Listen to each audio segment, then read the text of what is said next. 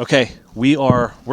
We're live. We're live. Oh, Our mics are hot. Live audience. It's hot. Well, Clap, yeah, everyone. yeah, live. Yay. That's why we need to expand the studio, right? Yes. All right, so on this episode, I believe whatever episode it is, it'll be on the podcast cover art, obviously. Yes. But I believe it's going to be 201, 202, I think one of those. Ooh, we're in the 200s. So we have Jacob Emery on for this one, other known as Dad of 3. So he's going to be joining us here shortly. He's putting his kids down actually right now. As Put him down. Yeah, not like that. Okay, not like that. Yeah, that's still recording. Okay, good. Always got to double check. Before we get in, so pretty much we're going to be covering his channel, right? We're going to be covering the Ethan. You're looking at the whiteboard behind me. I am. You're always going to do as soon as you start talking, I look to make sure you hit them all. Yeah, we're going to check in his channel out, his YouTube channel. Mm-hmm. I'm going to do really good videos. Really good. Oh videos. Yes, I watched a couple even before coming over today. Yep. Season recap, how everything went for him. 2023-24 season for anyone who listens to this in 2026. Yeah, eventually you'll get there. If you start from the beginning and then work your way up, you might not get there till then. Right. And then how it started and why did it actually start, and how hunting has changed for him since starting his channel. Technology and how the technology, because that was one thing I've said before, like the controversial topics, not necessarily controversial, but like hot stuff topics. Hot topics, debate topics, that kind of stuff. Mm-hmm. So speaking of hot topics, I like that. So I went to Roots, which is near me here. Me and my wife, place. We got cheese, Colby Jack, but then this here cheese, there was 3 hot cheese. Not sure which is which, to be honest with you. Oh boy. But I did try one. I think one is ghost pepper, one is habanero, one is they just all had flames beside it, honestly. And I was like, hey, give me some hot cheese. Oh no. So we're gonna try some hot cheese here. This is gonna be a first. Hey, don't put. Which one are you grabbing? I don't know. Because we both have to try the same one. I don't know. I think this one's the same one. Looks right. Okay, the same color. Yep. Okay. Dink. Cheers. All right. Dink. Dink. Dink. To all the people watching on YouTube, it is a square cube, about a quarter size. Let's shove it in our pie hole. My beer is ready. Good taste right off the bat. Mm-hmm. My tongue is hot. Oh God. Yep. Bro. Oh, this one's gonna hurt. Oh, got my tongue. This is gonna hurt. Yep. Good cheese taste though. Oh yeah. Really good cheese taste. Like right off the bat, like good cheese. I'm gonna cry. Knocked that out of the park. My ears are on fire. Oh, I felt that the whole way down. It's not bad. I mean, it's good. It's not I bad. like hot things. Oh, I'm choked on that one. You got tissues? Because I'm going to need them at some point. I have no tissue either. Oh, because I know my sinuses are going Use to your clear out. XOP shirt. Use my, yeah. Yeah, it's not. It's like it's hot, obviously, but it's like it's not like melt your face kind of hot, right? Like melt your mouth hot. I'm pretty sure the yellow one is the hot one. Like that's the habanero. That's the hot one, or that's the ghost pepper one. Oh my! Can you feel it, like right here, the back of your tongue? I can't feel my face right now. You can't feel your face? You smiling too much or what? Mm-hmm. Call me Smiley. Ooh. There was I tried one, so like I tried one before I even did it. I'm pretty sure it was like one of the yellow ones. Yeah. But we can save that for another podcast. Bro. Because I feel like if you had too many hot ones, I wouldn't be able to get through an episode. Yeah, you'd be leaving here. And I enjoy hot things too. That wasn't a bad one. That wasn't. I don't think that was bad, right? No. Like Man, that was. Am I getting weak? Am I getting soft? You're getting soft in your old age. I need to, dude. I am freaking 30 downhill, dude. I'll tell you what. My knee hurted. Your knee hurted. My knee hurt yesterday. Oh, I was like, oh my God, am I getting old? I mean, yeah. I mean, we are getting old. I will say that. I will say we are getting old. We're getting up there in age. I mean, I have a kid, so I mean, it's. You're getting up there. Ooh. You're getting up there, man. Might as well just end it now. Stay young forever. I mean, just get rid of me now. Get rid of me now. I'll stay young forever. Just let me be reincarnated. Yes. Let me reincarnate into a butterfly. You're crying. I am. Dude, my eyes will crying. not stop watering now. Your eye is crying. It was delicious, but did that have some heat behind it? All right, let's see if Jacob's on here. What's up, man? What's up, guys? Sorry. I'm really Finally. sorry. Holy shit. Yeah, you missed the episode. Good. I ain't got to do no talking. No, we were honestly just we already did the intro pretty much, but we had some hot cheese. Oh, it was hot. I'm glad you're finally. I'm kind of glad you didn't show up right away because I was crying and we wouldn't have been able to do for the first 5-10 minutes of the episode. It would have been nothing but me complaining. Yeah, I got on video. That's pretty much all I do all my life is just complain. Yeah, you can see my family. There's probably a live life love somewhere in this upstairs. And what is with wives and doing that? Live, laugh, love. I made so many sentences out of all the signs my wife has in the house. Live, like laugh. home. Yep. Home is where you make it. I'm so far I've been fortunate, and I don't. Yeah, you don't have that at your house. I don't have that at my house. You don't have it, but I'm sitting at the kitchen table with my daughter eating, and she's like pointing at things, and I'm like, "Yep." Love is made here. Yep.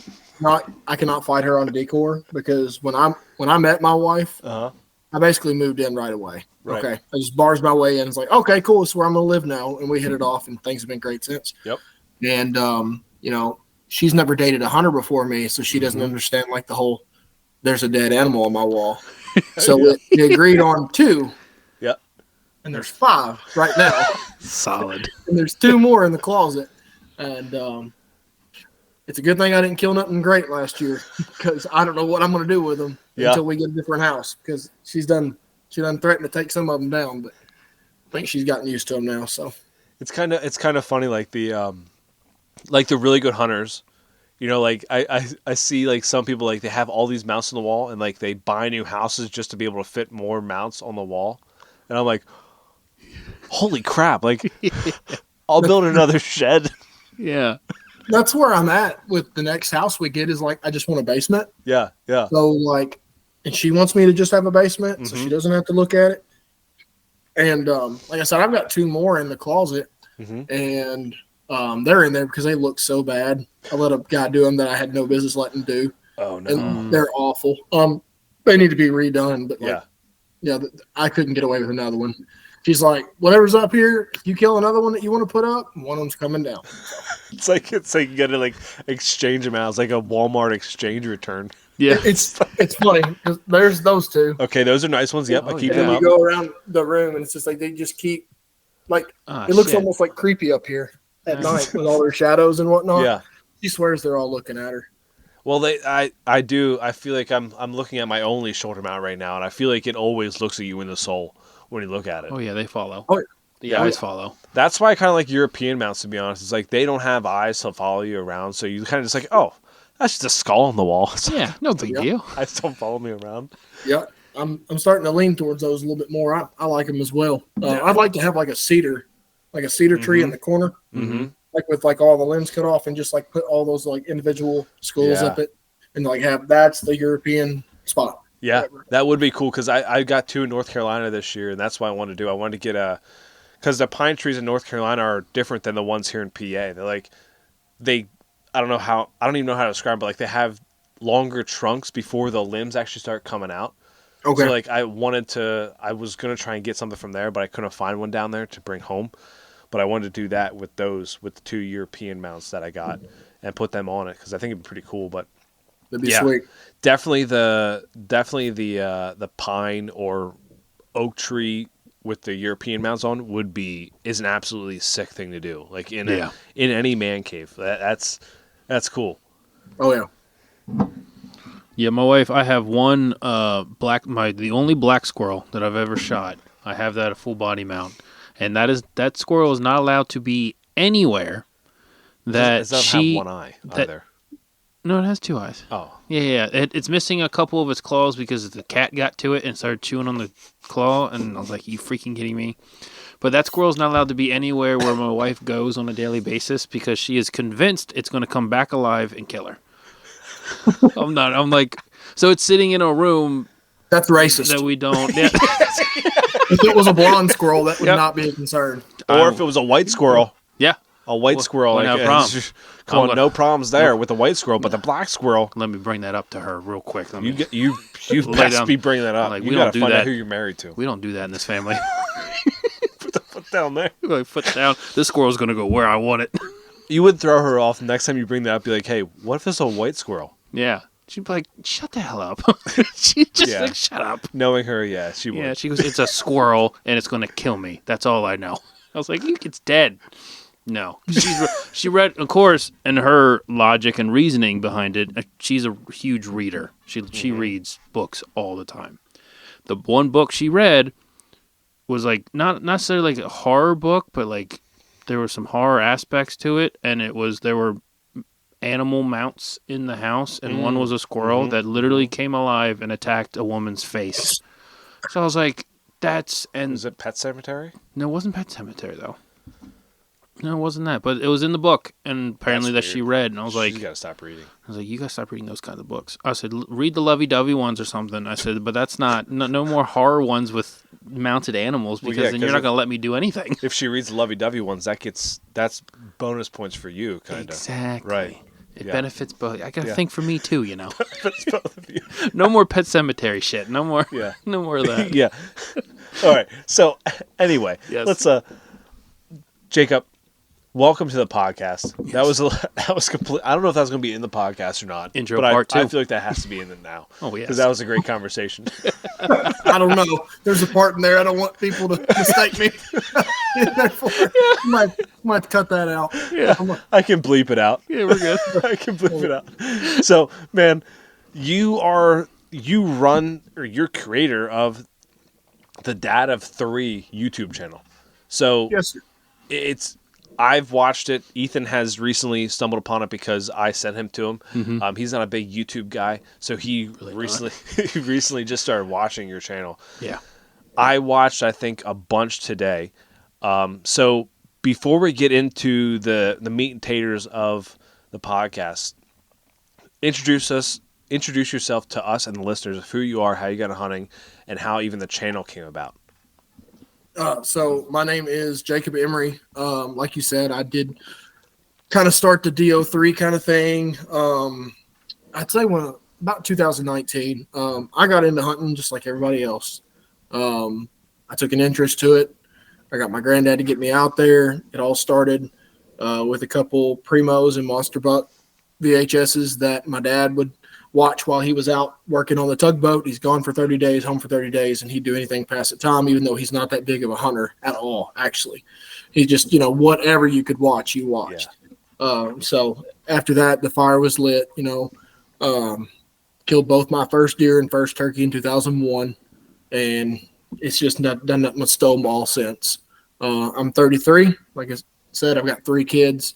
I have a daughter, Keely. She's 9. My stepson is 6, and our youngest holy terror of a son is 3.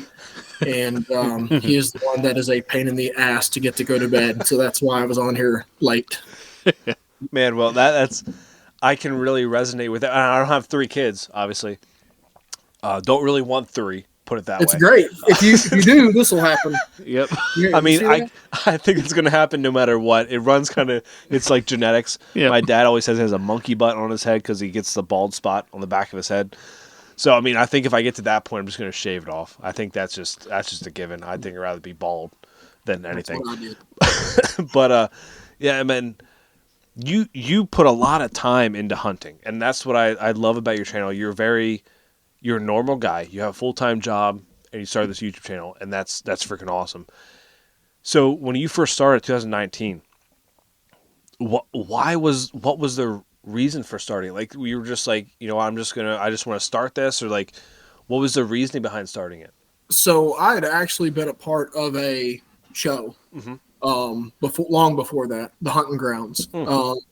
Stephen Fuller is the owner of the Hunting Grounds. He kind of reached out to me like circa 2012, and I'd always wanted to film my hunts. I started doing it, working with those guys.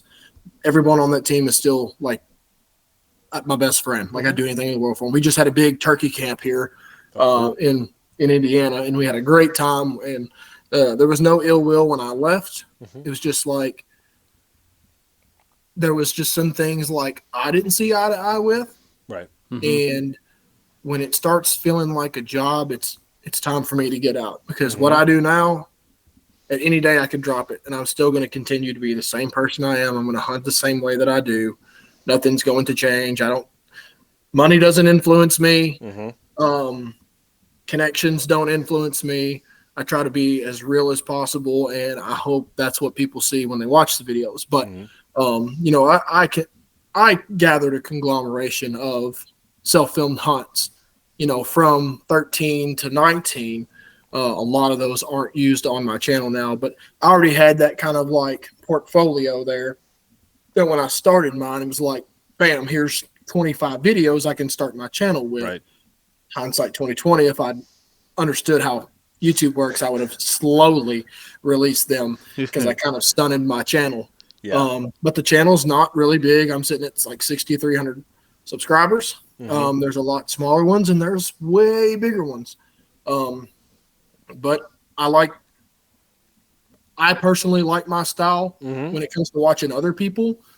There's nothing wrong with the way anybody else hunts. It's just like, I'd rather watch a guy that works his ass off, 40 to 60 something hours a week. He still goes out there. He's hunting, these super hard pressured animals, and he's still possibly getting it done. Yeah. Ranch hunts, knocking on doors, and it looks like you're gaining permission, but you're shelling out thousands of dollars for permission crap. I don't pay no attention to it no more. It's great. You're 14th 180-inch deer. Congratulations. It's not for me. Yeah. I am one of those guys that if I kill a really big deer one day, I'm talking like mid 70s and up, it'll be pure ass luck, because I ain't waiting on one. Yeah. I mean, the mounts you just showed us are really nice mounts. Yeah. So, I mean, you've killed some nice buck over the years. Like, I've been very lucky. Yeah, I think that's a big part of hunting that, people, there's all these hunting podcasts out there with, with strategy of how to get on a big deer, right? Like how to scout or how to get in on a 200-inch buck. Like, I feel like everyone wants that 200-inch buck. Like, it'd be fun. Yeah. Like, it'd be awesome experience to get that. Like, it'd be like, holy shit, like this just happened. Yep. But also it's like, not everyone can do that. Not everyone has the time, like you said, like 40, 60 hours a week. Like, you're a real guy getting out there after it. And I appreciate that a lot, because when I watched your one from this year, one of the Tennessee bucks you got, not the velvet one, the second one you got, where like you were in the saddle, or were you hybrid hunting? Do you hybrid hunt quite a bit? I did start playing with it a little bit last year. Okay. You were in the elevate stand, I believe. Yeah. And it was rifle hunting, and you dropped him, and you got so pumped up. I love seeing the pump up, like, yep, fucking yeah. Oh my god! And you know what? And especially if they're genuine, like, it's like, because the one video I watched today, you posted, it was like 4 months ago, was you and your son. I guess you said your stepson, the 6-year-old. Yep. You went out hunting a flint. You bought your bow and was it an inline muzzleloader? Yep. And you shot a doe and you dropped her. And just like, you were super excited and everything, and just seeing your son's, his reaction, and it was hilarious. The first thing, all right, let's go down and get her. Let's go down and get her. Like, he was ready to go right away. And obviously you explained to, and and I do appreciate. I know a lot of viewers and listeners would appreciate you keeping to the reality of everything, because you said you had to actually put her down, because it didn't. She was still kicking a little bit in the video, and you got to explain that to your kid, like, okay, this is taking a life of an animal, and we respect them and appreciate them. So I think that resonates more with people, because they can actually relate to it. So that's seeing that genuine. It's not for the camera. You're not doing it for the camera. You're doing it because this is what I love to do, and this is real. Yep. Try to, like I said, just be as real as possible. And man, I know personally so many people with other channels, and there's a lot of things that happen that you don't know about. And it's just like, there's things that you should not show. Yes. But don't be sketchy about it. Yeah. Like, don't pretend to be the hero and whatnot when, I don't know. I'm not going to get into it. Yeah. Yeah. It makes No. my blood boil. Yeah, no, it really does, because like you see that more and more. Like it kind of sucks to say it, because like since starting the podcast 5 years ago, we see it more and more with like the trying to cover things up, or trying to do things, Be what who you're make it, not. yeah, trying to be who you're not. And it kind of sucks, because you want, from our point of view, you want everyone to be real, you want everyone to be relatable, all that kind of stuff. Like you think you hold everyone to a higher standard than what probably you should, Yeah. Yeah. is what really comes down to. And that's Yeah. kind of sucks. But like, you're one of the real ones, and I appreciate that. We've had like, this is going to be probably episode, I don't know, 201, I think. We're in the 200s at Whatever this the point. cover art says is what episode is going to be. Yeah, one of those. but like we did the self-filming series, and like those guys there were like, the reason I had them on is because they're realistic guys, right? Like they're like Lane Hausner, Derek, Jake Belinda, the everyday outdoorsman, and then my brother-in-law who doesn't hunt. So like, real guy. Okay. Yeah. but like, those guys are real, and like I like watching those real channels. And that's, Yep. I forget how I even came across your channel, to be honest with you. Like, I don't know if it was something that, if you were following us, or I found you somehow when I found out that I was going to be a dad or something like that. Like, that could have been a reason. But like, do you find more dads follow you that are hunters, to see like, okay, this guy's actually getting a good amount of time in the woods, because I mean, he's a dad of 3 now, and he's putting a lot of time in. He's getting, well, how many buck did you get down this year? I'm Or going to deer in say general? I'm going to say 2.5. Okay. Solid. We can get to that. Yeah, we eventually. will. I want to hear that We one. will get to that. But man, I tell you what, having a fine woman that understands, and don't get me wrong, we will argue, we will fight, and I will push her to the limits every April and every November. Yep. But at the end of the day, she knows I'm not out catting around. She knows I'm not out snorting coke or something like that. Yeah. She knows if I'm cheating on her, it's with a damn 12-point deer. So having an understanding spouse or girlfriend, or if you're single, I mean, that's going to give you the most time. Yep. Your job is number 2, period. And I'm so fortunate for what I do. I'm an IBW electrician. I've been doing it since I was 18 years old. I'm 14 years into my career now, and me personally, we don't get vacation days. But if I want a project that's hot and heavy, I can decide when I work and when I don't. So I can tell them 3 or 4 weeks out, like, hey guys, you see the radar? My ass ain't coming in next week. Yeah. As long as I've got a little bit of money saved up, I'm gonna hunt when the hunting's good. And that's another thing about time, is time and money kills deer. Either you're paying for somewhere prime to hunt, or you're having someone help you, or you got the best gizmos and gadgets, and you've got the amount of time to do it, you're gonna kill a big deer. Yep. Other than that, you're like me, and you get lucky every now and then. So I get lucky, and I got some time because I don't have a lot of money. Yes. But yeah, that is the number one thing it takes to killing a bunch of deer, and getting lucky and killing a few good ones is the amount of time that you get to put in, whether it's pre-scouting or hunting the most high chance days that you can each season. Yeah. No, I agree with that, because the more time you put into it, the more success you'll have. Honestly, like it's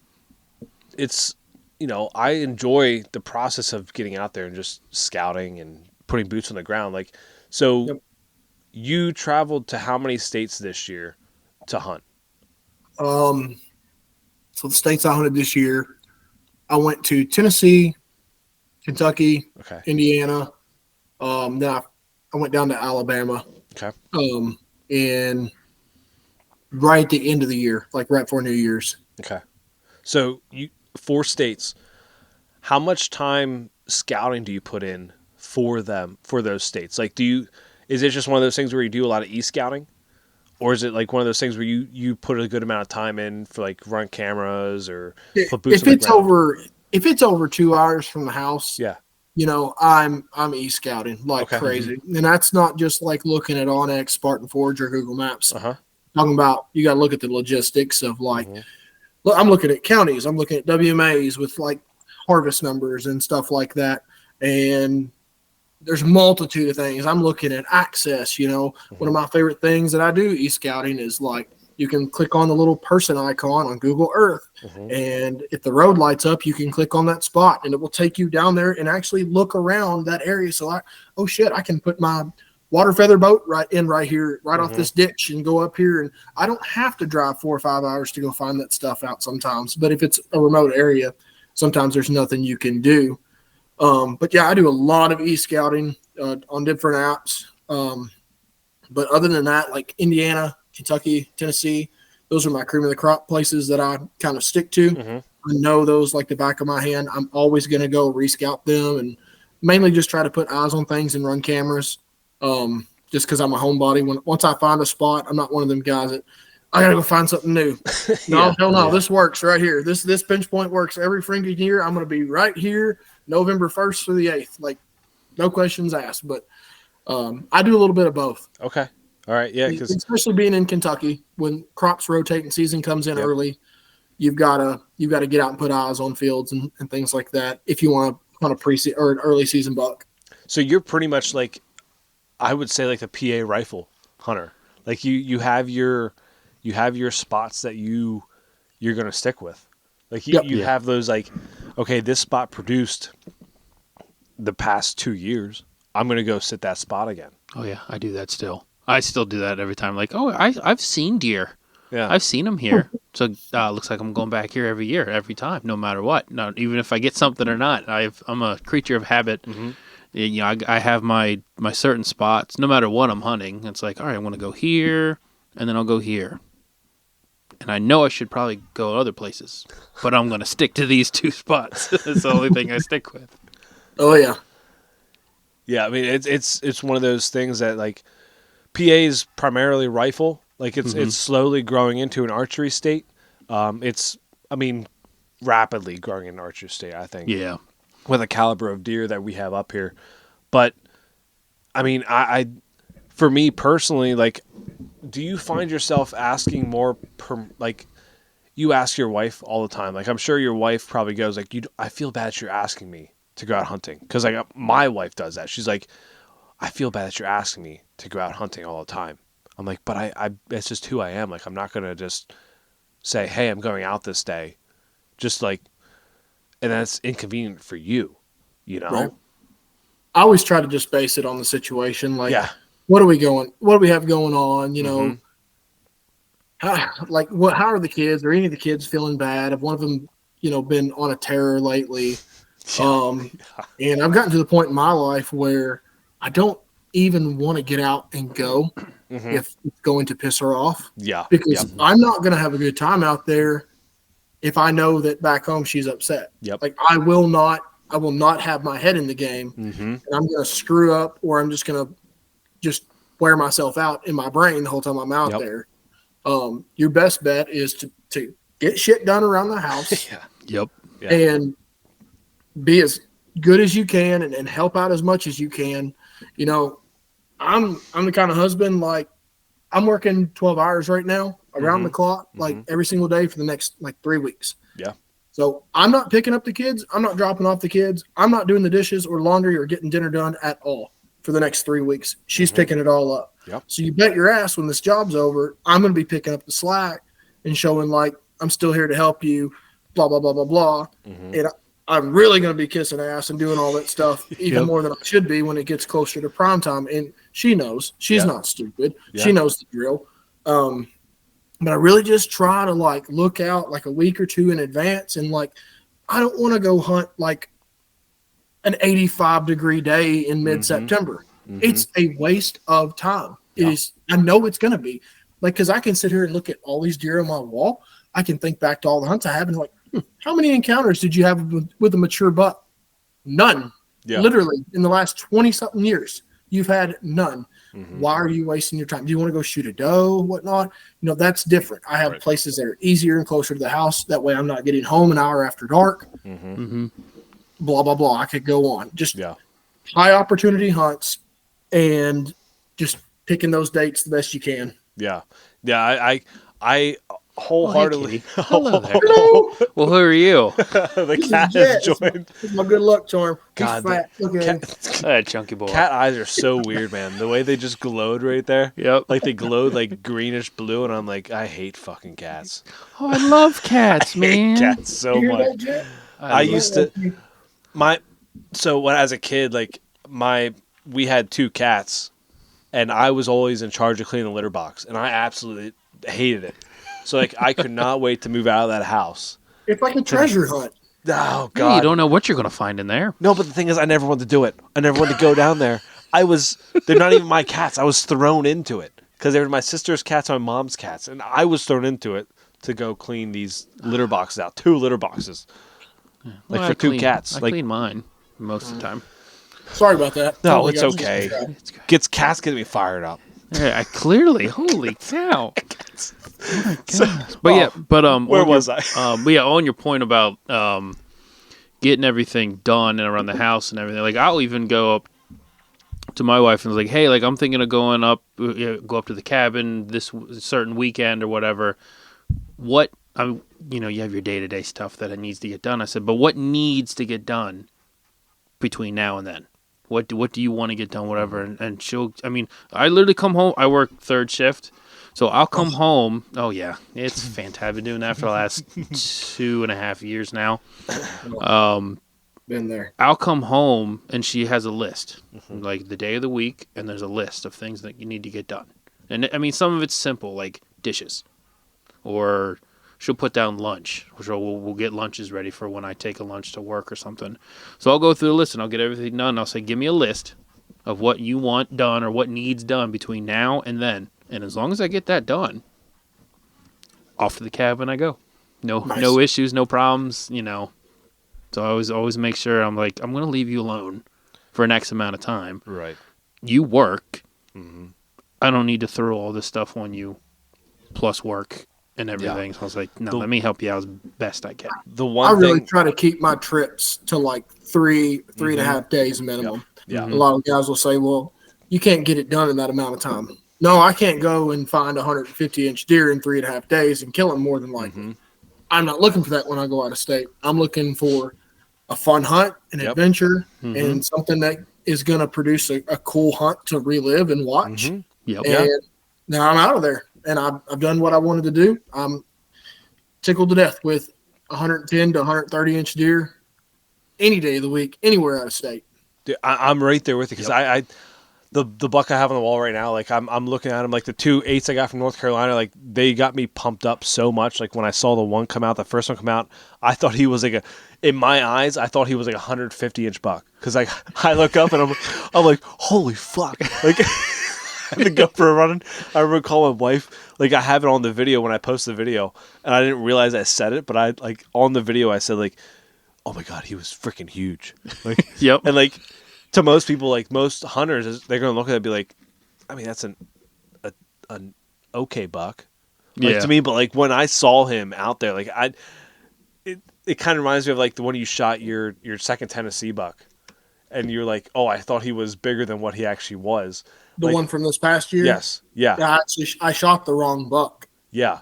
Yeah. So that when I saw the video of it, when he was there, I was like, oh my God, he looks huge. Yeah. Like that's the same thing when I saw a North Carolina buck. Like I looked up and like, first of all, North Carolina that bait. So like when he was eating and then he looked up and I just saw his rack and I was like, oh shit!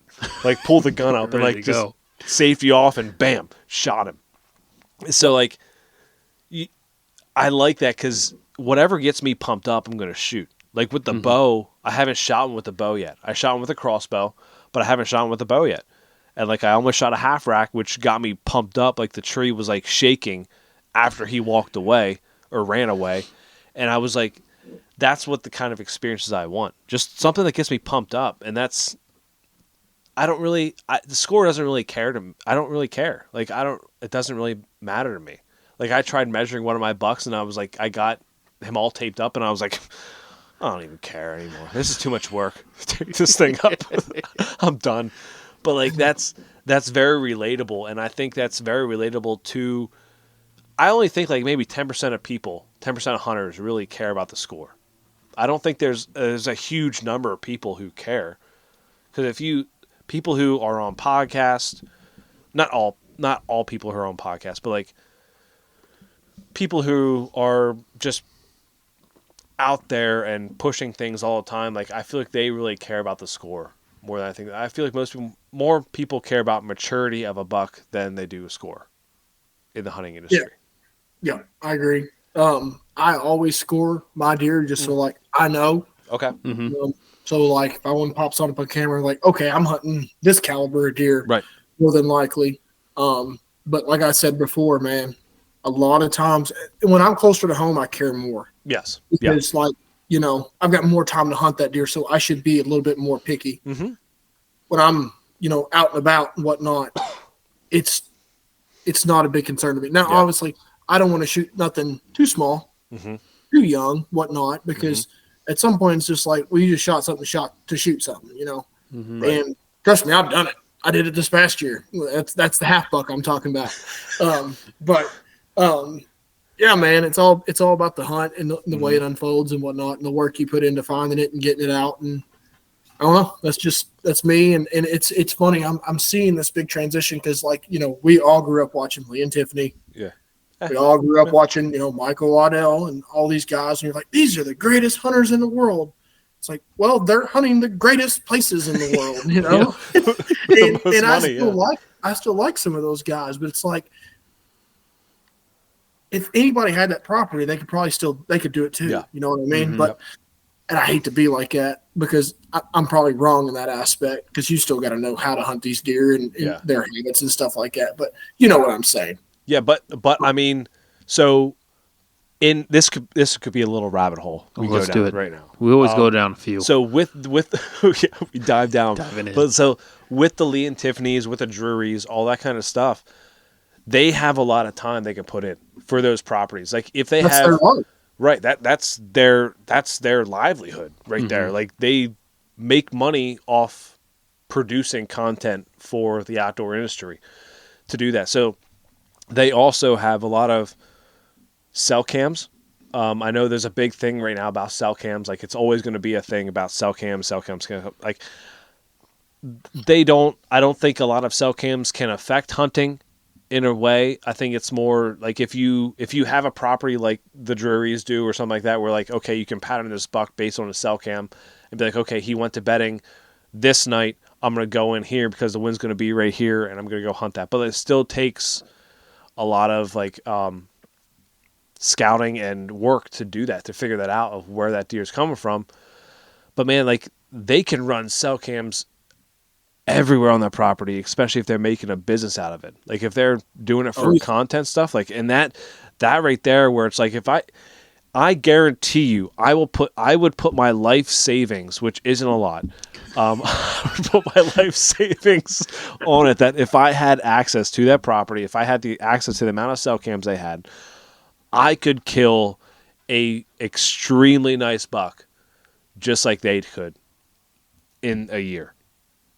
If I had, like, I think anyone could, if they had access to all that material and all that property, and they didn't have any outside pressure from public or from anyone else hunting public, I think anyone could go on that property and kill a really nice buck. You're 100% right. Yeah. And the whole cell cam thing, I feel differently than a lot of people on it. Yeah. But I'm also not neglecting them. Mm-hmm. And, there's a guy, and I'm not going to name his name, but I think I know who you're talking about. He drives me absolutely bonkers. I mean, he works for a freaking cell camera company. I know exactly who you're talking about. He's taking their money, but he hates them. Like, stop. Like, go find a different job. Like, you can't rob Peter to pay Paul. Yeah. But it's like, people are abusing them. Yes. And it's gross. It's gross. Mm-hmm. It really is. And here's the thing also, I need to put this out there because, like, we are with a trail cam company that has cell cams. Mm-hmm. So Ethan uses cell cams. Like, I'm not completely against them, right? Like, it's just, like you said, certain people are abusing them. And that's the thing. And the double jeopardy thing that you just said about is 100% correct. And I completely agree with you because that irritates me. That same guy irritates me as well with it. And it's like, dude, you work for a cell cam company. Like, what are you doing? Like, you literally work for that company and you're pushing their product. And we have friends that got a message from you, an email from you saying, hey, you want to work with this company but you have to use primarily their cell cameras. And I'm like, dude, you hate cell cameras and you're pushing them. Well, here's what I've noticed as a whole. As a whole, now hear me out. This is not singling out one person. Yep. You're going to get these guys that are like beating their chest. I'm a conservationist. Yeah. They're the ones that are eating their tags every single year. Mm-hmm. So they've got to have a scapegoat for the reason that they're not. I don't use cell cameras. I don't hunt over corn, and I hunt with a bow that my grandfather Indian carved out with arrows that I shit out my ass. I don't. I don't have the nicest stuff. I want the animal to have every advantage. Right. Well, I don't, because I'm a normal ass human with 3 kids and a family and a job, and if something gives me a little bit of an advantage, that's great. I still have to get out there and beat that animal. Yeah. Mm-hmm. I would say about 95% of the people that are abusing the cell cameras are guys strictly on private that are running out there the minute that these deer are running into a small wood lot, and they're just waiting for them to come back out, or they're ambushing them. Yeah. Mm-hmm. I can't stand that crap. No. Now, me, the public that I hunt, I will go out and I will just spider web my Tascos and cheap, cameras all the way up till it starts getting good. Mm-hmm. It's like, oh, this scrape is hot. I'm hanging a cell camera on it. Mm-hmm. I couldn't make it out to that damn cell camera quick enough to make it a difference. I had a picture of my target deer last year at the very top of this WMA. Yeah. I am not kidding you. As a crow flies to the other camera, 45 minutes later was 2.5 miles. That deer wasn't within 2.5 miles as a crow flies. Right. 45 minutes after the first picture was taken, and he wasn't even following a doe in either one of them. He was he was looking. Mm-hmm. So it's not like, if I get a picture of a deer, I'm almost wasting my time running to that camera because he ain't going to be there. Yeah, you're living in the past then. To where you hunt and how your deer are, because some deer will just mosey around and hang out in a certain area. Mm-hmm. The deer that I'm going in after this year, he had a bed that he just notoriously liked late season the year before. I hung a cell camera on it to see if he would use it again. He didn't touch it all year long. So if your deer are creatures of habit and they do the same thing and they're not being bothered like they normally are not on private, you're going to be able to run out there and kill that deer. Yeah. But 9 times out of 10, the guys that are running those cameras, they live far away from these places. Yep. They're saving fuel. They're saving time with their family. And they're hunting the most high opportunity days. And I never had one help me. I felt guilty last year actually going in. I was out of my boat. I was walking to an area that I wanted to hunt. I got a picture of him, and I'm like, oh, shit, he's close. Like, I really got to be quiet walking in. I went up the tree and then ended up having a different target deer come in, and that's the one I missed last year. Yeah, when you posted the – like Ethan was talking about the doe you shot with your son there, and you showed the Tacticam picture of the doe that just showed up there. You're like, oh man, there's gonna be some cell cam warriors out there that just hate that. Yeah, it was here, and then it was here, and I was like, oh shit, and it didn't click at first. Over it. It didn't click at first. I was like, oh shit, he got that on camera. Yeah, I'm like, oh, that's awesome. And then now we brought it up. I was like, oh yeah, there's probably people that are gonna rip him apart for that. Oh yeah, it is. But that's the thing. I mean, we rip people apart too because of certain things that they do, right? But it's mostly because, like you said, Jacob, it's like they're doing it the wrong way. Like in our eyes, they're doing it the wrong way, but in their eyes, they're probably doing it the right way that they think is right. Mm-hmm. So it sucks to judge someone like that, but it's going to hurt the hunting world more than anything if we keep using these cell cams. I mean, it's going to the Game Commission or state agencies are going to look at it and be like, man, we can't have these out there anymore if people are just killing deer over top of them. Especially in Jersey, Maryland, North Carolina, that kind of stuff.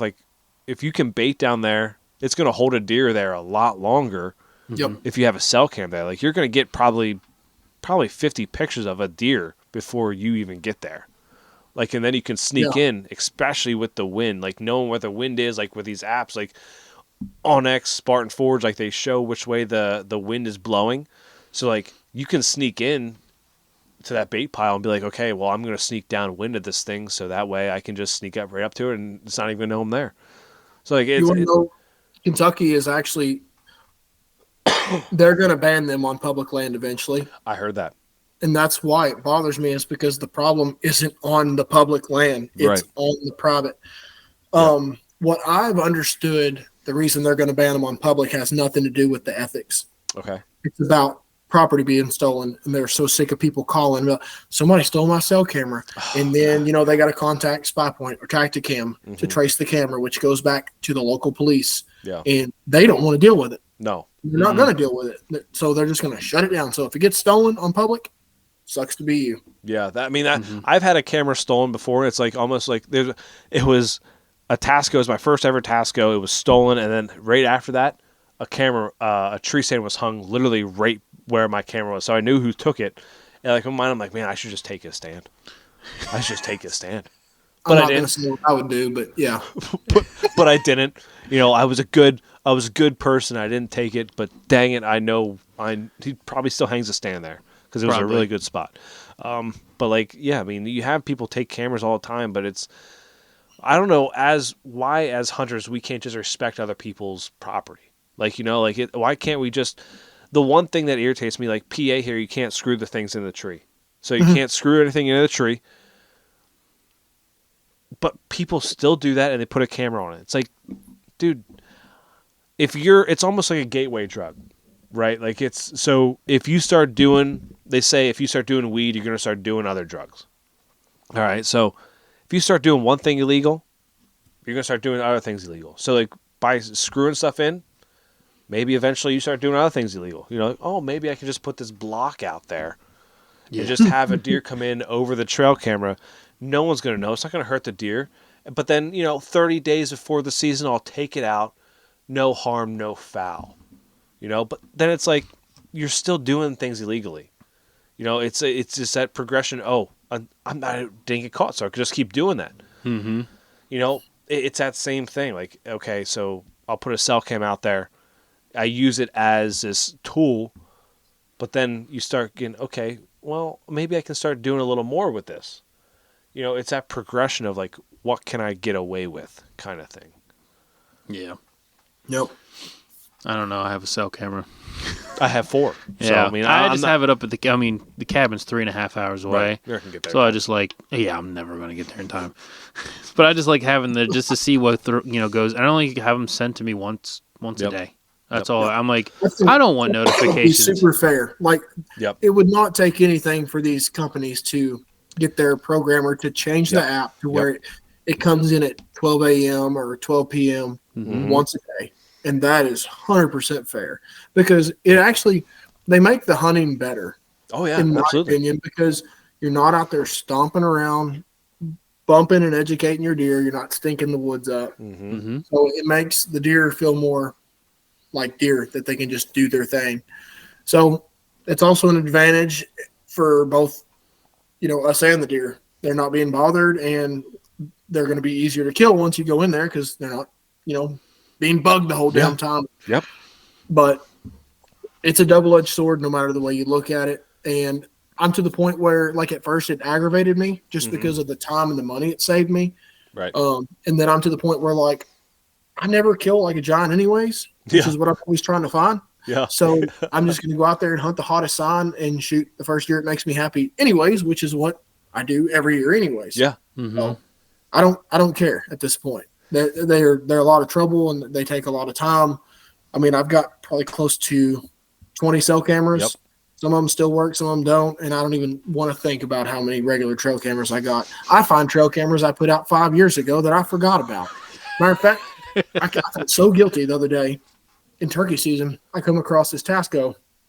I was like, damn. I was like, that thing's been there forever. And I was like, I shouldn't check it, but it's got like a freaking limb laying on it, and you can tell it'd been there for like 2 or 3 years. I'm like, Yeah.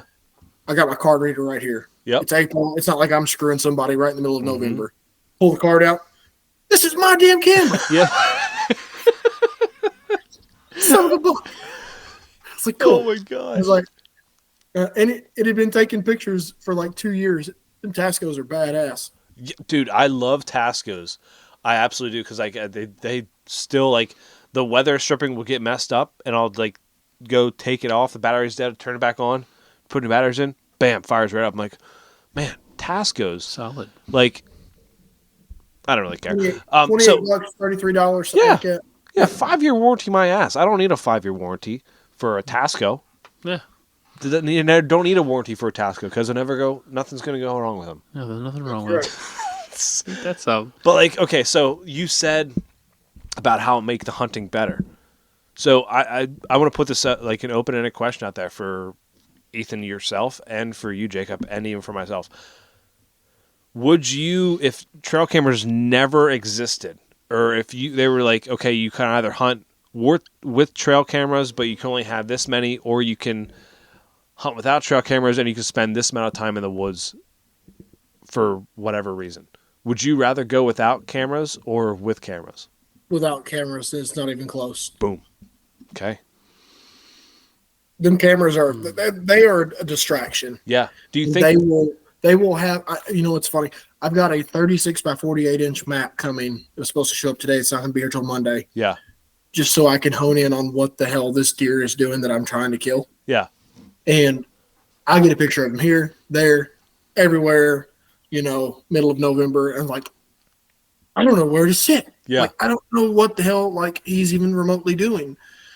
So, honest to God, going out there, finding the hottest sign, hunting your way in, whatever, it's probably gonna be better off anyways. Yeah. Because you're overloaded with information and data, and it's just like just go hunt. You know, which is so if they took them all away tomorrow, like I said, I'd still be the same person and hunt the same way. Love that. Ethan, what say you? Because I have a follow-up question after that. I mean, I like my trail cameras. Yeah. I don't know. I just like seeing, like, I think I use the cameras more just for non-hunting purposes than I do actually hunting purposes. They make you more picky too. Like, yeah, they do. If there's a 120-inch deer that comes by like mid, December and things have been tough, like I want to shoot that deer. But if there's also like 2 or 3 deer in the 50s or 60s running around, like I'm going to be more patient. So, yeah. No, you're not wrong. Yeah. I don't know, because there's a lot of things that I've seen on camera that I never would have seen if there wasn't a camera. Like, we've had bobcat run through the property. I wouldn't have never known. I don't think I've ever seen a bobcat in person out in the wild, like just only on camera. Yeah. And I think that's cool. Like, not even for hunting. I don't even hunt bobcats. Right. Like, it's just something cool. Like, for hunting, it's, I don't know. I just like, okay, this is what's in this area around this time. Yep. And let's see if they want to show up, when I'm out here, kind of deal. I try not to take too much time and effort into it because you could go crazy trying to overanalyze every picture you get from a trail camera. Like, oh, I should have had it on this tree facing this way instead of this. And it's like, no, I'll just put it up, see what pictures I get. I'm like, okay, there's deer in the area. They show up around this time. Let me just widen my area, and I'll put boots on the ground and see where it takes me from there. I'm kind of the same way. Like if they took him away tomorrow, I'd still probably be the same person because I still get out there and scout just as much. I usually just hang over a fresh sign anyway. So, the follow-up question to that do you think the deer herd buck quality of buck? Do you think it would be the same as it is now if trail cameras weren't around? No. I feel like more people are picky, and they do shoot more mature deer because they do know what's out there. Yep. And I mean, think about, like, I don't know personally, but my granddad, he passed away in 2020 and actually killed that velvet deer right there like 2 weeks after he passed. Okay. But it's so funny, like, he never even talked about seeing anything like that, back in the day. And his biggest deer is down at the barn, and it's like an 85-inch 8-point. And it was like, that was the biggest deer he ever killed. Yeah. Mm-hmm. Because they just went out and shot the first damn thing they seen, and they never let deer mature, Right. or they just didn't know they were there. Let's be honest, they were there. Yep. You know, they didn't know they were there. Everybody used to like talk about the monsters they used to see. Well, them deer are only nocturnal and whatnot. It's like, well, maybe not, you know. Yeah. No, because little guy come running across the cornfield first morning of gun season, you blasted him. Yep. Which that was my style of hunting too for the first 10 years. Same here. Still is kind of. Still is 100% me sometimes. But oh man, I was gonna go somewhere else with that. What was I gonna say? There was something else I was gonna go. I don't know. I mean, I agree with that though. The it would not be the same if we didn't have. There's people. They can be more picky because there's guys out there that they hold themselves to higher standards. So they'll pass on a 120, 130 inch, buck just because they know that there's a 150 inch in the area. So they'll let that one go and they'll let it walk. But if there's no cameras, they don't know what's in it. There'd be a lot more. Nope, that's got 3 points on a side, or that's got 4, or whatever. Wherever you live, whatever the law is, they're dropping it. Yep. Because that's the first one, and they don't know what's in the area. Yeah. No, I agree. Like I really think the people who would hold out for a certain buck wouldn't be holding out for a certain buck anymore because they would be just shooting the first one that got them excited. Because like my grandfather, like he shot pretty much everything that came by him. My dad's the same way. Like like you said, like 85-inch buck. Like that's what they were after. And I kind of deep down, it's kind of like, man, I wish you would just go back to that because you wouldn't have all these like people being like, oh man, like you know, should have passed him. Yeah, you should have passed him. Like that's a young buck or anything like that. Like, cause like, dude, but like in the reality of things, like we hunt because we want the meat. We don't hunt for the horns on the wall. Yeah. Right. Like that's the main reason we do it. Yeah. 100%. Yeah, if I want to get a bigger antler deer, I'll just get a bigger one, and then I could just use that to stir the meat, the stew, and then I'll be okay. So I just got to get at least one big one in my life, and then I'll turn that into the spoon. You got to get a palpated one or shoot a moose. Palmated. Yeah, palmate. Yeah, there we go. Just go shoot a moose. Yeah, just go shoot a moose and just use it as like a spoon and just slurp it up. There you go. Yeah, I like it. So. We kind of got away from it, but like the channel wise, so you got into it because you just wanted to leave the one channel, but like, do you just like to rewatch your videos? Like, is that the main reason like you do it? And like to have like possibly your kids look at that down the road, be like, oh, my dad did this. Man, I don't know. I hate that it seems like conceited, but I do watch my hunts back a lot. Mm-hmm. It's like a learning thing. Yeah. Mm-hmm. Like a trip down memory lane. Yeah. I'm like a real sentimental person. Like, man, I had so much fun on that hunter. Like, look how freaking awesome that was with all the guys or whatnot. Yeah. Like, I'll sit there and rewatch some of my stuff just to like learn some stuff or reminisce, over watching something new sometimes, especially right before I go on like a hunt to Tennessee or somewhere. I'm like, all right, what did I learn from that? And what was the things that I wanted to take away from it? It's also cool to have, my kids sit here beside me. Like, it's so funny because we grew up watching our outdoor industry guys. And like the first time I went to ATA in 2014, I was like, oh my God, there they are. Everybody. Now it's like your kids have grown up in a world of YouTube. So like my daughter sits here and she's like, Dad, you're so freaking cool. You're on YouTube. Everybody knows you in the world. Like, no, they don't. It's not even close. They enjoy watching it. But yeah, it's just cool to be able to rewatch it. And I genuinely enjoy sharing those experiences with other people. Yeah. Especially the guys that are like me. Yeah. I think you alluded to earlier, like, do you have a lot of guys that like follow you or whatever? It's like, I wouldn't know. I don't know specifically they follow me because of that, but like I do have a lot of guys reach out like, man, I love what you do. I also have X amount of kids and I try to balance this and that and life and work. And it's like, you just don't understand how hard it is until you do it. Yeah. It's you gotta want it. That's for sure. Yeah. Yeah, especially being able to balance just hunting in general and then also putting out videos. Like that's the happy medium balance there is like balancing, because I do with the podcast, so like balancing the podcast, hunting, and then also being there for my wife and daughter. And then also like now that I want to get into self-filming too, it's like now I'll have like 4 things to do. It's like, should I do this? But like in reality, it's the same thing, exact reason that you said. It's like we grew up. Now I didn't really grow up looking at these people like idolizing them because I didn't really like watching hunting shows growing up. I didn't really enjoy it because it wasn't relatable to me. Because people would just sit in blinds and shoot something that comes down the field. Nope. Wasn't That's what I used to aspire to have. Like right. I wanted. God, I'd love to have a hut and climb up in that thing. Like I got to hunt on somebody's property one time when I was younger, and I got to go up in a hut. I'm like, I am the shit right now because I'm sitting in a giant box instead of on the ground freezing my ass off. Yes. Yeah, like that. We did that out of Mike's place, and it's like it was cool, but it's also like, man, we didn't put any work into this, and like this isn't how I normally hunt. Like it wasn't relatable at that time when we were out there, and it's, you know. To your point, like I would love to have my daughter look at the TV. Like it doesn't matter how many subscribers I have. It doesn't matter how many follows we have. Like anything like that is like have my daughter look at that screen and be like, Dad, you're on TV. That's cool. Like it makes you feel warm and fuzzy inside because your kid's looking up to you, even though you already know they look up to you.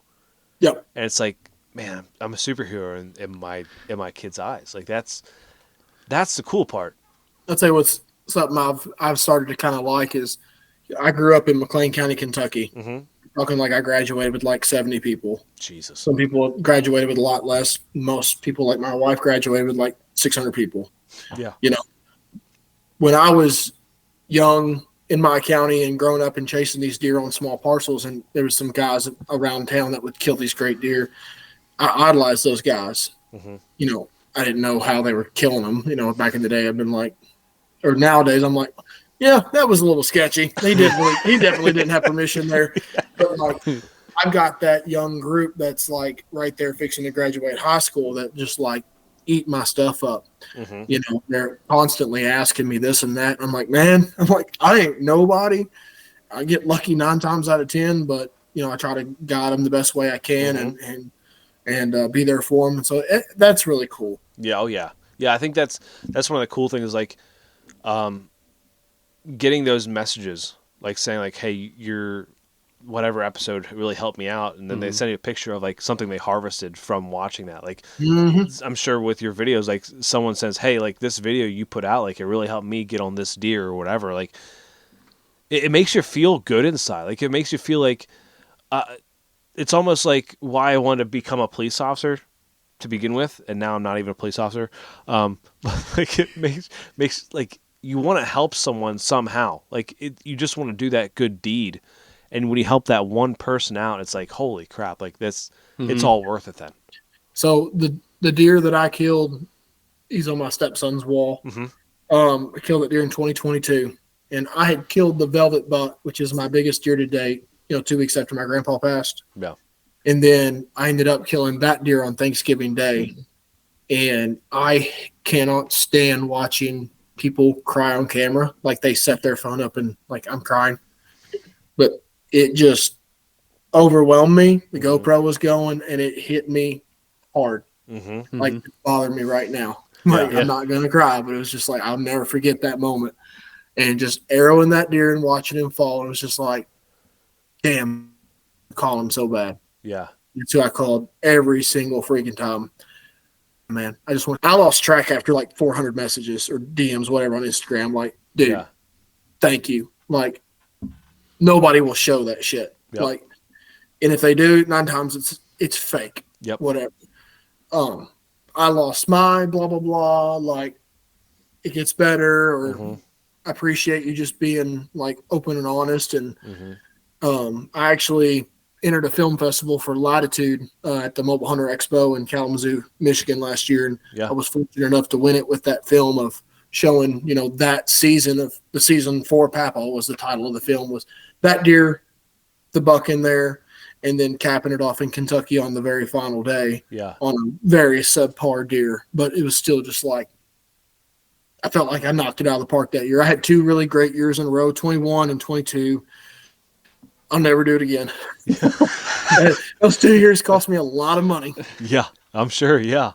Yeah, but that's very, very fortunate. It's isn't it crazy how like emotional deer hunting can be?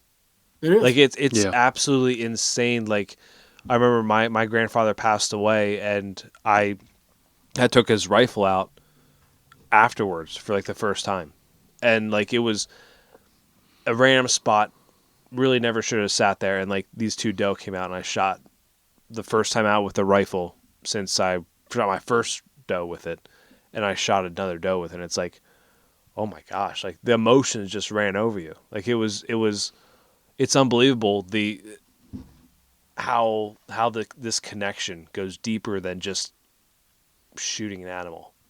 Like it's unexplainable really to everyone unless you're in this. People that don't do it and they don't connect with these kind of things. Yeah. Like they'll never understand, and you can't expect them to neither. My wife can sit here and she doesn't know why I get so tore up over this crap. And it's like, well, it's all I've ever had. Yeah. I lost my mom on my birthday when I was 26, died on my birthday from cirrhosis. So I don't drink a whole lot, She didn't have any hobbies. My granddad passed, my uncles passed. And it's like, nobody had that thing that they just love to do. And it's like, this is all I've ever had. Right. Like this is the only passion I've ever had. I don't drink, I don't run out and do drugs. I didn't get into cars. I'm not a guy that likes to stripe my lawn. I don't smoke, a brisket every Sunday. It's like, this is what I live for besides my family. Like, that's it. Like, this is it. Yeah. And the memories you make doing this stuff is something that, like, in my final moments of my life, like, those are the things I want to think about along with obviously my kids and stuff. But like, I don't know. People just won't ever understand, and I feel sorry for them. They won't have that. Like even the people who don't have a connection in the outdoor industry, they really won't, or even in the nature in general. Like they won't feel what we feel to nature with anything else they have. Like they could be a gamer, they can be all this kind of stuff, but like that, you're not gonna break down and cry when you win a game of Madden or a game of like Fortnite or like you're not going to. It's like I'm just teasing. I used to play Fortnite a bunch. I still do. I'm teasing. That's with my niece, so it's okay. But, okay, so that was, man, it's crazy. Like that conversation wasn't even like something we had planned, and that was a great conversation. Honestly, like that's something that needs to be had. And I love those conversations, the ones that aren't planned at all. So let's get into your past season, 2023-2024 season. So let's break that down because you went to 4 different states. I know you put some films out there, videos out there for those hunts. So let's start from the beginning of went to Tennessee. I believe you got a velvet buck down there, right? Yeah, he was big. Let me tell you. Okay, let's break the Tennessee trip down. Then we'll go from there to the next state.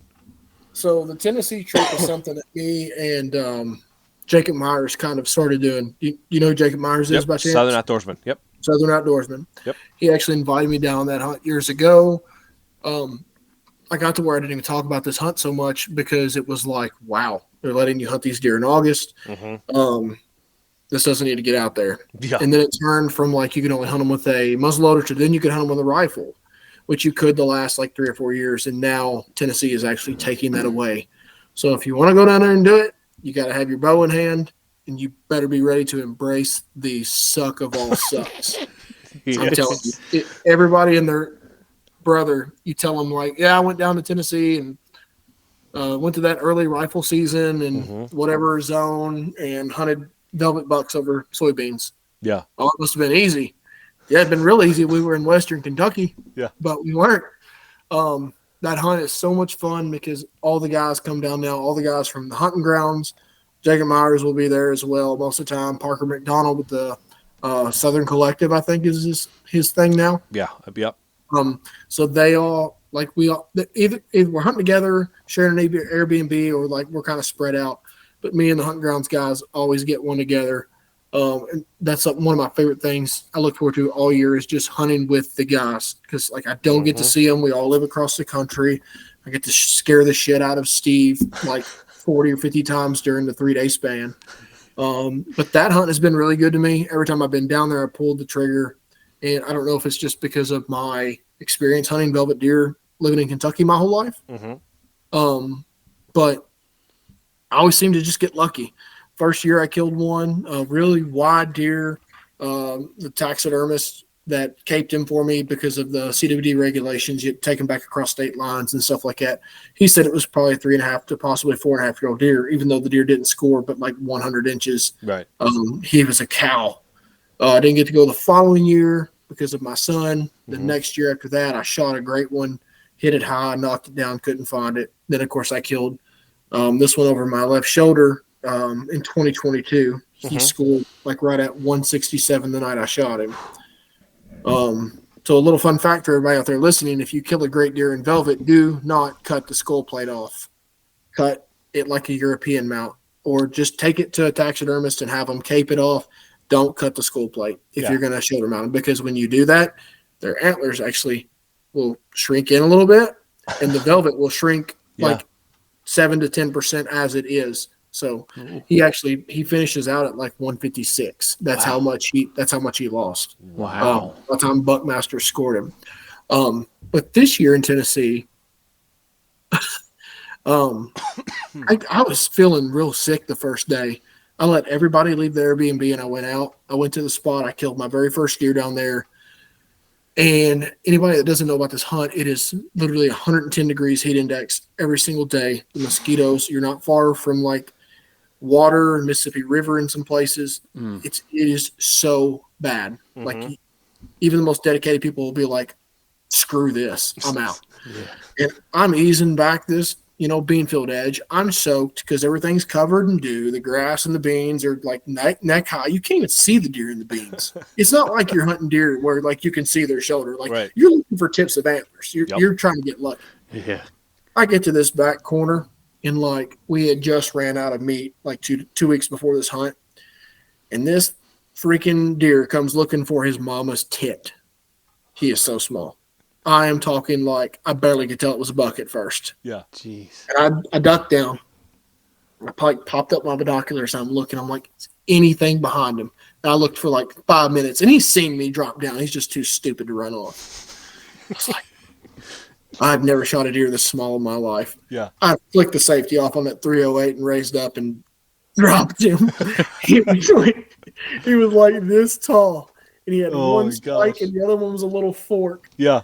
And it's funny now because I'm going to take the fork and it's going to be like a rabbit ear that hangs from my rearview mirror. There you go. I'm going to get put on a trophy for this hunt when we go back. So whoever kills the buck that year gets to take the trophy home for a year. There you go. We got a little 7-inch velvet stud. But I factored in some things like we didn't have meat at the house. You cannot shoot does on this hunt. Okay. And they want you to shoot deer down there because of the disease. It turns out they were fudging the numbers to get government money the whole time. Yeah. It's been a big scam, and the residents are pissed, and I'd be pissed too. But. And that's why they're getting rid of rifle down there? Yes. Okay. So I skinned the deer out and deboned him and whatnot, and I had him back to the Airbnb an hour after daylight. And I got to take a nap until everybody come back, hot, sweaty, miserable. And it's like, did you kill one? Yeah, I killed one. It's like, where's he at? It's like, he's out there in the truck. And they go out there and it's like, there's nothing out there. I was like, he's in the Yeti. He's like, where's his antlers? I was like, they're in the freezer. I didn't even cut it. I didn't even take his head out. I took a saw and cut his things right off his freaking. That is great. His little antlers are just laying on the Airbnb freezer rack. Oh my God. Person's refrigerator. But it was fun, and my buddy Stuart actually killed a slammer down there. Everybody normally kills a really good deer. One person out of like 10 people will get lucky and kill one. Right. That's literally like the statistics. Okay. 1 out of 10 people will kill a deer. 1 out of 10 people will see a good mature buck. Seriously. Okay. They're very few and far between, and I'm not just doing that to kind of like deter people from going down there. Right. It's a hard hunt. It's a miserable hunt. It's a hot hunt, and there's not a lot of deer. Yeah. The following hunt, that I killed a deer on was a quota hunt I drew for Tennessee and went down there and shot that buck. Was actually really hot as well. It was like 75, 80 degrees. You're like the end of October. And I'm like, I don't even want to be down here at this point, but I've had such good luck at LBL. Mm-hmm. And I hate the name drop, but like the place is 150,000 acres or something like that. Right. Yeah. Anybody that looks up going to Kentucky or Tennessee, that's the first place that pops up. Yep. Like you're going to find it. It's like PA with the Allegheny National Forest. Yeah, It's exactly. like it's going to be there. Yeah. Like I will not leave a trace of where I'm at unless it's like very well known. Mm-hmm. And even then, I'm gonna show a demo map of where I'm at, and I'm gonna go 12 miles somewhere else and throw you off. Yep. You know, just to be respectful. But went in on a whim and found a beech tree and glassed it from about 100 yards away, seen a scrape, backed off, hunting with a rifle, and ended up shooting the wrong buck on that hunt. I lost track of them. They were both like coming in like straight at me. One went right, one went left. That one threw his head up when the guy shot behind me. Pulled the trigger and killed him. Wasn't the deer I wanted to kill. I'm still not going to complain. The guy that shot. Did you see him afterwards? Like, did you see what he shot? So I did see the guy. He walked in behind me. Like he parked right beside me. Mm-hmm. Oh yeah, the truck. Yeah. Yeah, I was like, dude, that's kind of like douchey. Like I obviously went this direction down the hill and you come in right behind me. Right. But he missed a deer or something of that nature. Said he shot at one in this dirt field. I didn't even believe him. He's like kind of a sketchy dude, but I told him that I missed mine too. And I went up the hill and I got some help and got him out. But that was a really fun hunt. A funny backstory on that area is I went down there in 2018 and shot a deer with my bow, and it's probably my best bow buck to date. And I walked in on a whim, seen a trail camera, looked over, seen a very old tree stand, like a rotting tree stand. Running out of time, I climbed up, I shot a 156-inch deer that I never knew about, and I walked past the trail camera the following morning with the deer on my back. Mm-hmm. The guy found me years later. Was like, I have a picture of you. Yeah. I was like, dude, I was kind of being a douche and like showing you, look what I killed. Yeah. And I was also like, maybe this guy's hunting this deer. I'm going to let him know like he's dead. Yeah. He's like, oh no, I wouldn't have shot that deer. I was like, oh, cool. So there's a bigger one in there. That must be No, there was like 15 bigger deer in there at that time, apparently. Like it was wild. He's like, that place is hot. Wow. But I actually went down there and hunted with his group during that hunt. So it was cool to meet him in person finally and whatnot. And after that, I feel like it was a few days later. Yeah, it was a few days later. I had I wouldn't say my target deer. It was like one of my target deer. Rattled him into like 35 steps. He's like the biggest body deer I've ever seen in my life. Like he looks like he jumped on a train and rode in from Iowa off a corn pile and jumped off in Kentucky. And I just like self-filming, like you don't have time to think about shit. And big deer do not give you time to think about anything. I'm over here screwing with this damn camera of mine, which is a DSLR. It's a Sony ZV-E10. Yeah. I'm over here like being gay and taking like slow-mo shots of me rattling and whatnot. Like I got to be all cool and cinematic. So then I'm like panicking, pushing the button, trying to get it to get to video mode. And I'm taking fucking pictures and this deer is getting closer and closer and closer. Cause the first time I seen him, he's 60 yards. But like watching the video back, like here he comes 100 something yards through the woods, like just zigzagging through the timber. And I have no idea he's even coming. Like, I don't know how he didn't see me up there just rattling like a jackwagon. Finally get the freaking camera on video mode and turn it and zoom it and draw back on this deer. And third time he stops, and I was shooting a slider, one pin, had it set on 20 yards, and I swear to God, I'd have bet my freaking retirement that he was no further than 25. Yeah. And that thing just like right under his armpit. Like it probably cut the hair on his armpit. Oh, no. Ran out of my life and disappeared. And the most depressing thing about that hunt was that I went in by water that morning and then circled back around and went in by foot access that afternoon. And there was 12 trucks in the parking lot on the other side. No. So I'm like, not only did I screw up and miss this deer, but I've ran him towards everybody else, Mm-hmm. along with the fact that like I missed my chance. Yeah. Like you get one good chance a year. Like I know that. So it put me in a funk the rest of the year. Like I was screwed. Yeah. Like I never was right after that. I couldn't get my head right. I was always down in the dumps. Could never figure out the other deer I wanted to kill. And had the deer like within 100 yards multiple times via cell camera or trail camera. Like I was in that area and he was just right there. I don't know if he smelled me or what it was, but like it just never worked out. But then I actually had another encounter with the deer that I missed after my bow was on the ground one morning that I had to get out and get back to my kids. Oh my god! And I'm telling you, dude, like that's one of them points where like I'd have done anything to kill that dude. Yeah. I've got it for you now, bud.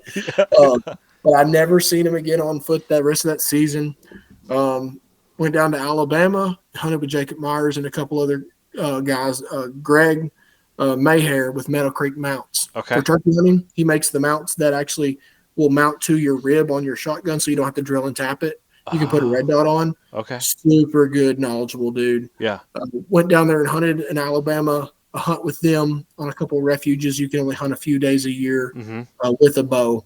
And I was just like 20 to 30 yards off the X every time. Like I had great deer swinging by me the first 2 mornings and the first afternoon. And I just could not get them to come over. Them deer down south are just different. Yeah. I'm sure it's the same way in PA because you guys got a lot of hunting pressure. But like I had a doe come in, like in Kentucky. I know what I can get away with. This bitch, I'm telling you, like I blinked and she was like, nope. I was like, I ain't getting away with nothing the rest of this hunt. Like I'm out. Yeah. It was bad, but I never got a good shot opportunity down there in Alabama. And trust me, my standards were low. Being down south, bad year, like, dude, do not get close to me. Yeah. I'm gonna send an arrow. Gotta be there. Get that Alabama 11. Alabama, I was looking for one. Trust me. But the ending of deer season for me was a late season muzzleloader hunt with my buddy Stephen Fuller from the hunting grounds. He actually drove into Indiana, killed a deer in the first like 25 minutes he was there. I've been grinding it out all year. Yeah. Nothing. But we went out and basically just covered a bunch of ground rattling, doing really realistic rattling sequences. I'm talking like breaking sticks, pounding the ground. Like it needs to sound like a fight. Yeah, just trying to spark some curiosity. Which they can go watch you actually do that on your video. Yeah, I was like, I look like an idiot, and I don't care. Like I'm there to kill a deer. I'm not there to impress you guys. You know, all these guys. You impress me. All right. Thank you. That's dedication right there. I will rattle from the tree. Yeah. But anytime that I'm hunting within like 15 feet of the ground, I'm climbing down and I'm on the ground, and I'll take my chances most of the time. Yep. But ended up rattling in a deer, and that hunt is so funny. It is. It really is. The deer was bigger than I thought he was when I shot him. And me and Steve were like, we've always butted heads. We're great friends. I would die for this dude. We butt heads all the time. That's why, like, me at the hunting grounds, like, he would think one thing, I would think the other. That's not the reason I left, but it was like, we always butted heads. And he was back in like, you dropped him. I'm like, no, I didn't. That's the part I was telling you about. Yeah. I'm not stupid. Like, he's like, I'm telling you, he's dead. I'm like, quit effing with me. No, he's not. And I pull my scope up. I'm like, oh shit, he's dead. But that deer took a step when I shot, and oh god, I hit him back, and I hit him through that femoral artery right below his spine. It was kind of like a high gut shot, but like he died. He died like that. Yeah. You know what I mean? So it's one of them things where I got lucky. Yeah. And, it's just I tried to get him to stop like 10 or 12 times, and like I had my one last opportunity, and I actually like pulled the trigger, and I meant to, but like I physically wasn't ready. My mind just said do it. Yeah. It's kind of neglectful, but in those high stress situations, you're not thinking clearly. So people do things that they don't mean to do all the time, and I got lucky and ended up killing him. And fun hunt, fun pack out, and I was just glad the damn season was over. Honest to God. I told Ethan about that one because he didn't get to watch that one. And I was like, man, I was talking about how you two were going back and forth. Like, he was like, "Dude, you dropped him." And you were like, "No, I fucking didn't. I'm looking right at him. I know I didn't drop him." And he's like, "No, you did. I got him on camera." It's like, You're fucking kidding. I didn't. Like, no. Yeah, if nothing else, just skip through the whole hunt and just don't even watch the shot. Just watch us go back and forth. It's Yep. fun. So when you said you saw another buck run away, like when you two were talking there, you saw another buck run. Like, was there one that was bigger than that, or was the other one that thought he was smaller? He was smaller, but Okay. he had come in from the other side. And Okay. like when you're in the zone, you're watching that one animal. Like I'm watching this deer all the way across this bottom, and like I didn't take my eyes off the deer, but that buck was going to the other buck. Yeah. And I didn't realize it. And when I shot, I seen a rack run off, and I'm like, "F me." This season's been great, you know. That's like the 6 point I have. I shot in Clinton County. I got to the top. Getting up there was a pain in the ass to get there. Shot him with the first 10 minutes of light.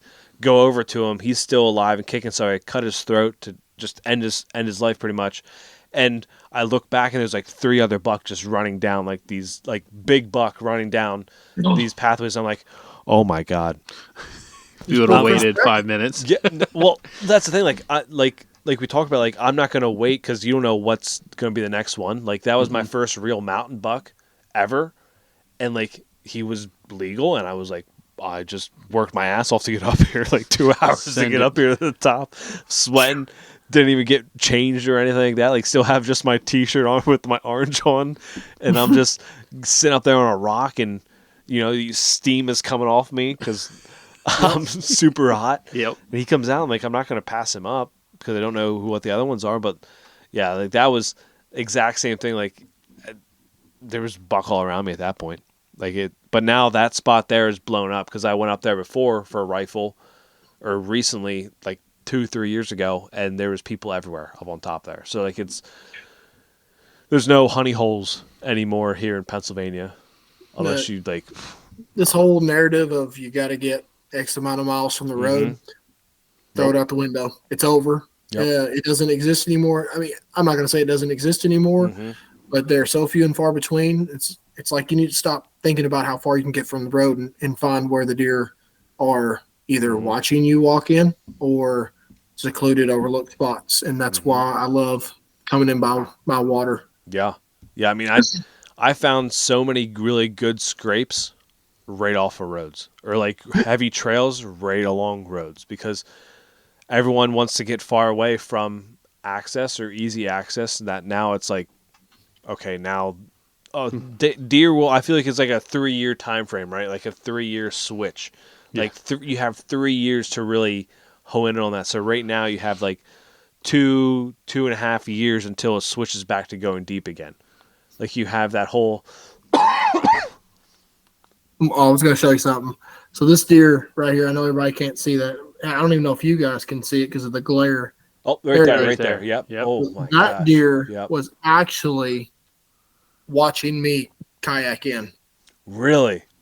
Swear. And I mean, I can't swear by it, but like one of the cameras I had that I pulled after season verified that one of the places, the knobs he would bed on was with all the foliage off the trees. Like he could see that water, and he was watching me come in afternoon or morning, and he wasn't like freaking out, but he was moving. He did his job. The bed did its job.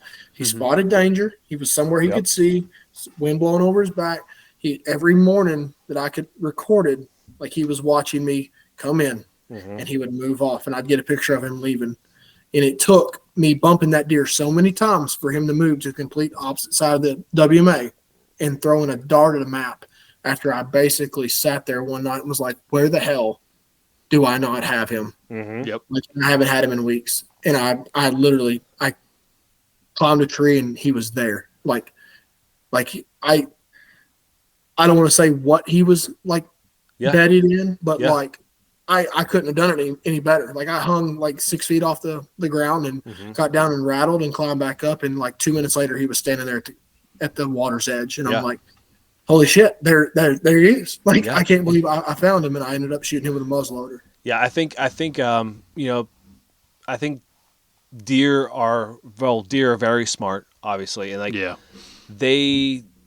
water access is a way that a lot of people can take in, right? Like it's it is an easier way to go as long as you have a boat to go in there. Like it's easier way to go. Just like if you can go along a road, deer are going to watch easier access points because it's going to be ways that predators can get in. Coyotes, bears, mountain lions, bobcats, they can swim. So like they're going to watch those access points because if it's a dry day and they're in the woods, you're going to be able to hear something walking up on you if you're a deer. So like, yeah, I mean,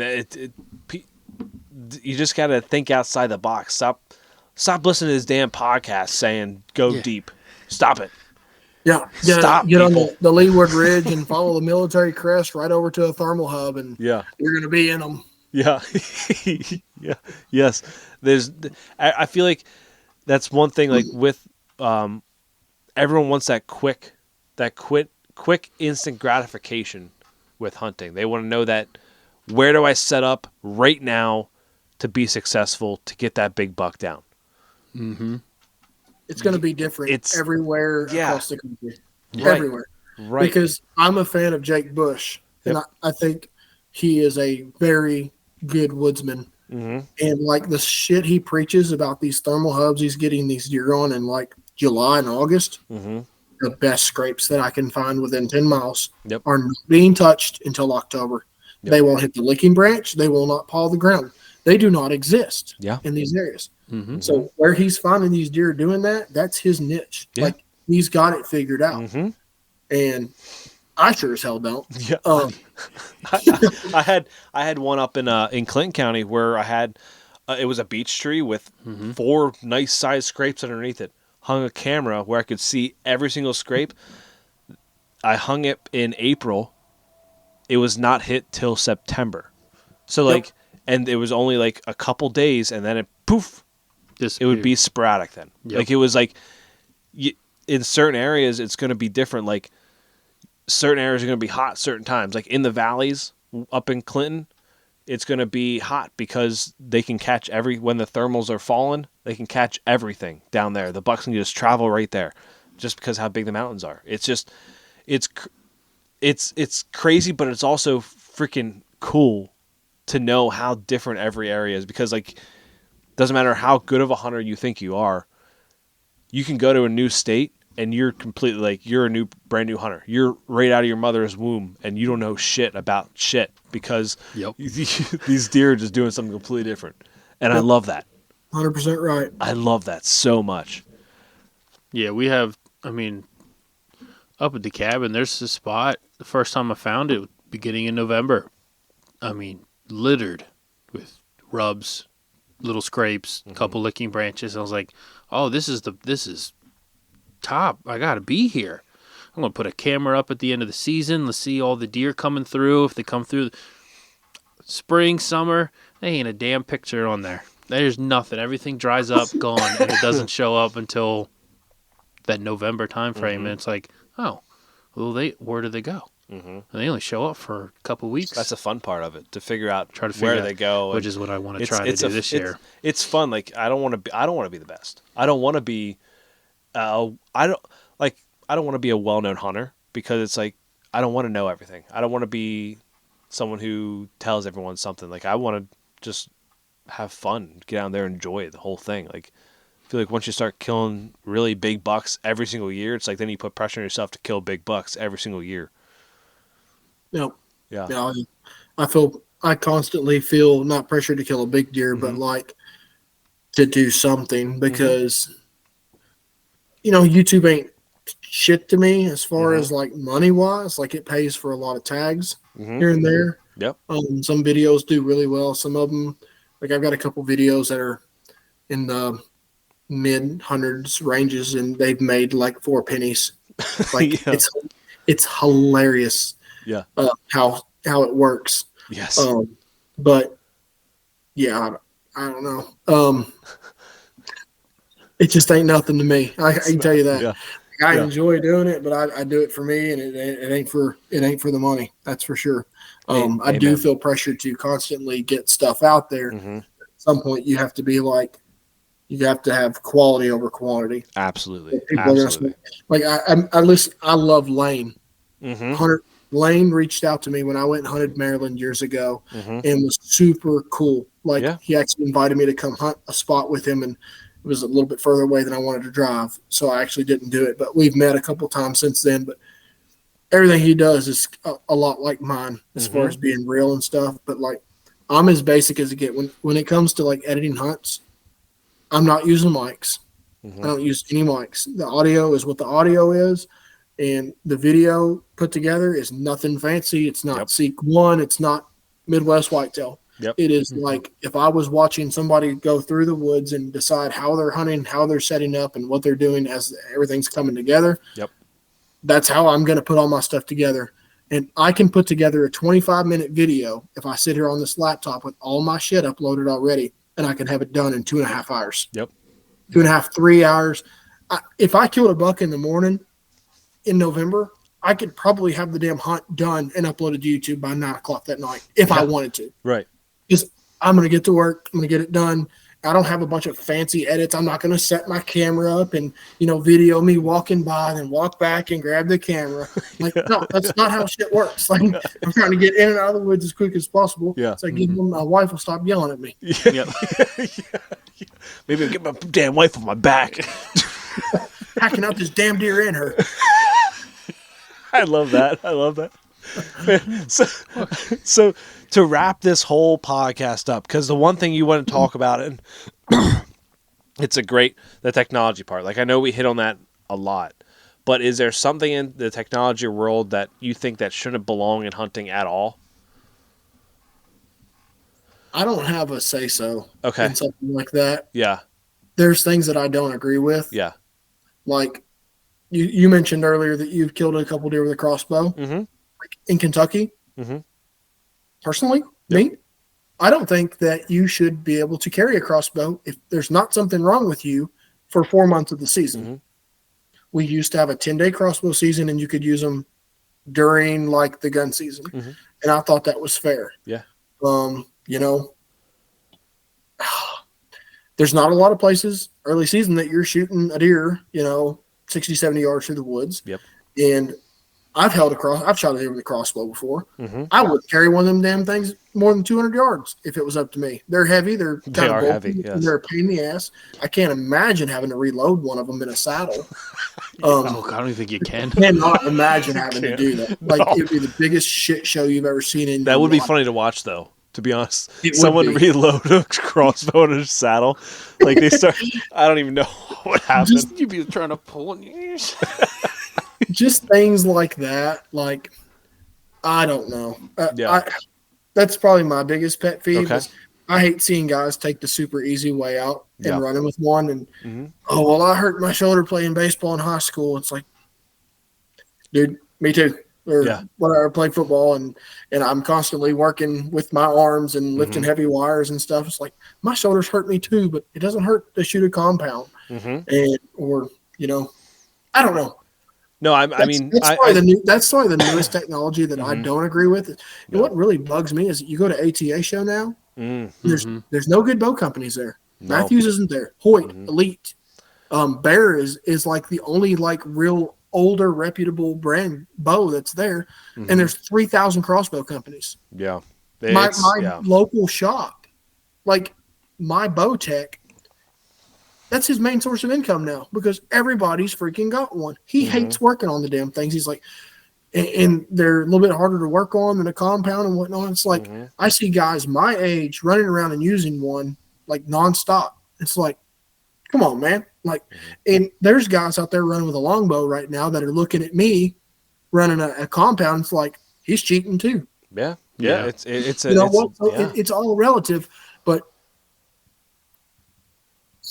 I don't know. We went over this earlier. It's like, at what point is it right and wrong, and who has the decision to say so? I think a shortened season for crossbows would be ideal for all over. Like because they're not going to go back to the whole you have to have a handicap reason to shoot them now. They're not going to go back to that because that was the reason when they first came about, and now there's too much money from crossbow companies going into the hunting industry, which is why it's being pushed nonstop and why you're seeing it ATA of why they're primarily even at the Grand Matador show you see more crossbows companies than you do bow companies there. Like I didn't see a single bow company at the Great American Outdoor Show because there was just crossbows in the archery hall. It just they had vertical crossbows and they had just the regular crossbows, and it was just like, man, like what is going on? But let's be honest, it realistically speaking, and whether somebody will come out and say it or not, it discredits the task that you did.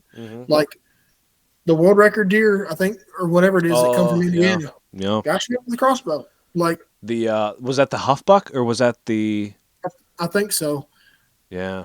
It's like I don't know. It's like, well, you know, the deer over here on my left shoulder, I shot him with a 308 in August. Like he's a really cool deer, and he meant a lot to me because my grandpa just passed. But I wouldn't have killed that deer. I wouldn't have killed that deer if I had a crossbow. Sure as hell wouldn't have killed him if I had a compound. And there's no way it would have even been relatively close if I had traditional archery. Yeah. You know what I mean? So, like, that, while although that deer is my biggest deer, it doesn't mean as much to me.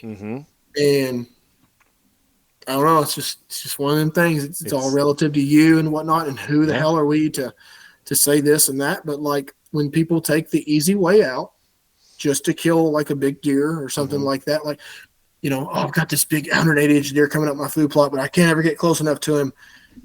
I'm going to go buy a damn raven. And when he steps out at 90 yards, he is smoked. Yeah. Yeah. That's what did you really do? Like you killed him. Cool. But what steps did you take to make yourself a better hunter to get closer to killing him? Yep. Nothing. You picked up something that made it easier. No, I agree. I agree.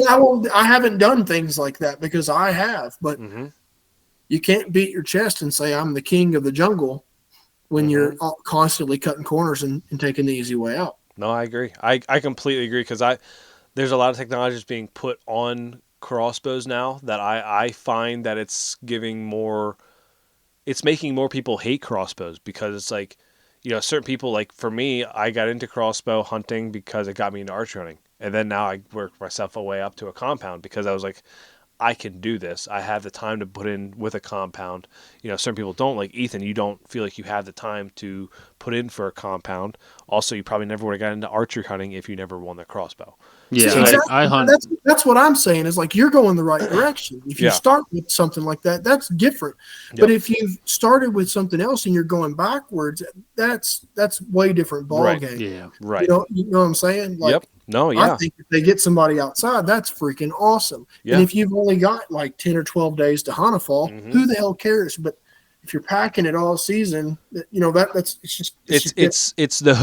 those the Buck Commander guys, right? It's the Jason Aldeans of the world, the Brantley, whoever. I don't even know if it's Brantley Gilbert. I don't think so. But like those guys, right? Like those guys there who have all the time in the world. They can go out and practice with their bow. They can go. They just have the money and they're being paid by Raven to put these things and go out there with them. Your low light scope. God. You don't want to run down that rabbit hole. Yeah, don't want to go on that one. When you break my computer, I'm gonna be so pissed off. We're just gonna see your fist like in the screen. It's like, oh, we lost him. What happened? He's just gonna be a hole in your laptop. But yeah, so I think all in all, I think that the major things in the hunting industry that people can generally get on the same page about are crossbows and cell cameras. Those are the two things that kind of like everyone's like kind of like they're all on the same page about with those primarily. Now the ones that obviously aren't on the same page are the companies, right? Like the ones that because cell cams and crossbows have major money in this industry. Yep. Major money. Oh yeah. But yeah, I agree with that. I wholeheartedly agree with that.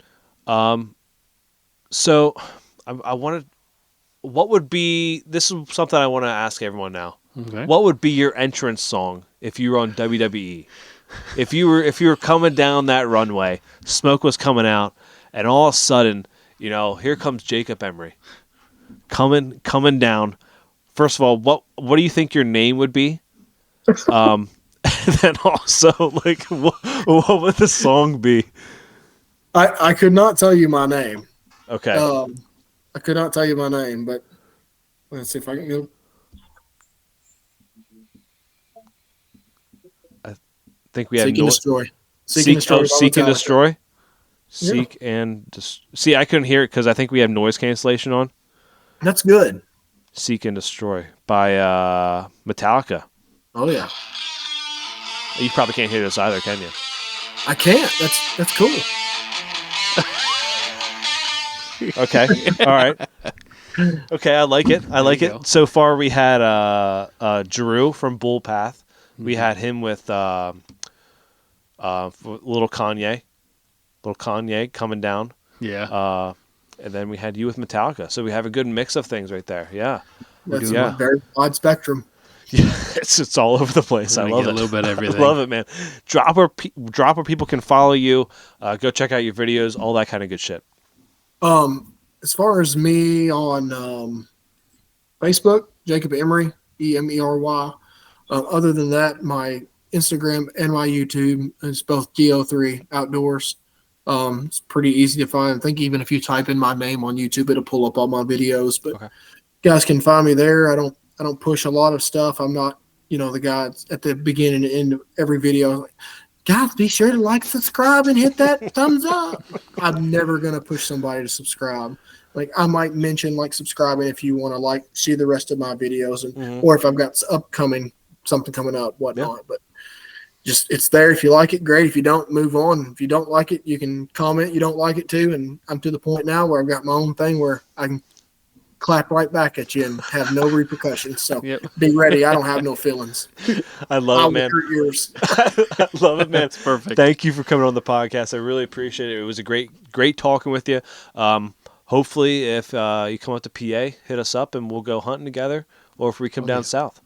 Yeah, I will be up there sometime in August for the Mobile Hunter Expo. Hey, shit. Well, there you go. Hey, I'll be here too. Yeah, we'll be here somewhere. It's actually 10 minutes from my house. No shit. Yeah. Maybe we'll do an in-studio podcast. No, that'd be sweet. That would. That'd be fun. They're always the best. They always are. Yeah. Good deal. Yeah, let's plan on it. Yeah. I'll be up there all 3 days, possibly working with Latitude. Okay. Or just hanging out with friends. Cool. Sounds good, man. Awesome. Well, thanks for coming on once again. Remember, everyone, keep hunting. Keep fishing. Enjoy the process. Don't forget to fish. Yeah. Don't stop. I don't know. I don't know. We're just going with it. We change it.